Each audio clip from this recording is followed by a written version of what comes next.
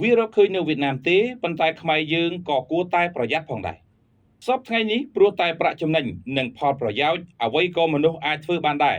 រាប់តាំងពីអង្គរនិងសុទ្ធសពនិមិត្តហើយថ្មីនេះវៀតណាមល្បីដល់ថ្នាក់បង្កើតសាច់គោដែលមានតម្លៃថ្លៃដោយគេហៅថាសាច់គោវ៉ាក់យូคล้ายៗផងដែរតាមអត្ថបទរបស់សារព័ត៌មានវៀតណាមករណីរកឃើញនេះវាកើតមានឡើងនៅក្នុងទីក្រុងហាណូយរដ្ឋធានីវៀតណាមឯណោះទេប៉ុន្តែវាជាបទពិសោធន៍មួយសម្រាប់កម្ពុជា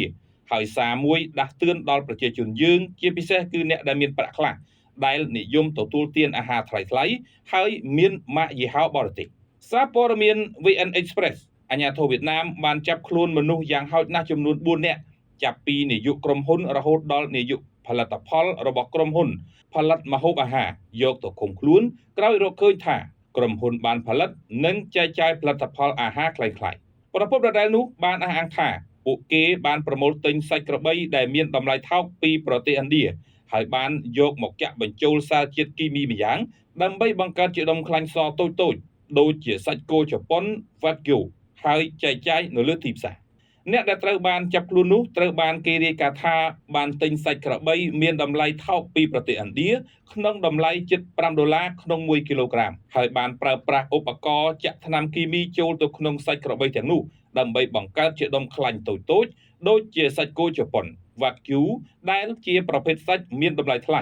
ចន្លោះពី$15ទៅ$20ក្នុង1គីឡូក្រាមក្រោយខ្លាញ់បន្លំសាច់ទាំងនោះក្រុមហ៊ុនបានយកវាទៅចែកចាយនៅកន្លែងផ្សេងៗនៅក្នុងទីក្រុងហាណូយដាណាងញ៉ាត្រាងនិងទីក្រុងហូជីមីញប៉ុន្តែយើងសង្ឃឹមថាវាមិនបានចែកចាយមកដល់ប្រទេសកម្ពុជាយើងទៅចុះ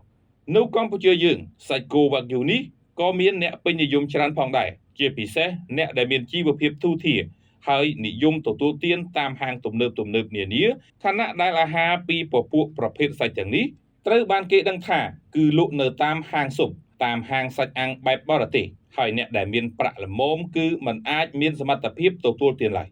ឯតាមបទពិសោធន៍នេះយើងខ្ញុំសង្ឃឹមថាសមត្ថកិច្ចជំនាញដើម្បីបង្កើនសុវត្ថិភាពអាហារគួរតែលើកកម្ពស់ការប្រុងប្រយ័ត្នដោយពង្រឹងការត្រួតពិនិត្យនិងស្វែងរកប្រភពដើមទំនិញឲ្យបានច្បាស់លាស់ករណីក្លែងបន្លំបែបនេះដោយឡែកអ្នកហូបអ្នកទទួលទានសូមកុំឲ្យតម្លៃលើរបស់នាំចូលពេករបស់នៅក្នុងស្រុកយើងទេដែលល្អសរុបទៅយើងទាំងអស់គ្នាគួរតែកុំឲ្យតម្លៃលើរបស់នាំចូលយើងគួរតែឲ្យតម្លៃលើរបស់នៅក្នុងស្រុកសូម្បីតែពពួកអាហារត្រីសាច់គ្រប់យ៉ាងកាលណាយើងគ្រប់គ្រងផលិតផលនៅក្នុងស្រុកនោះសកម្មភាពសេដ្ឋកិច្ចនៅក្នុងស្រុកនឹងប្រសើរសូមរីករាយនឹងអាហារនៅក្នុងស្រុកយើងទាំងអស់គ្នា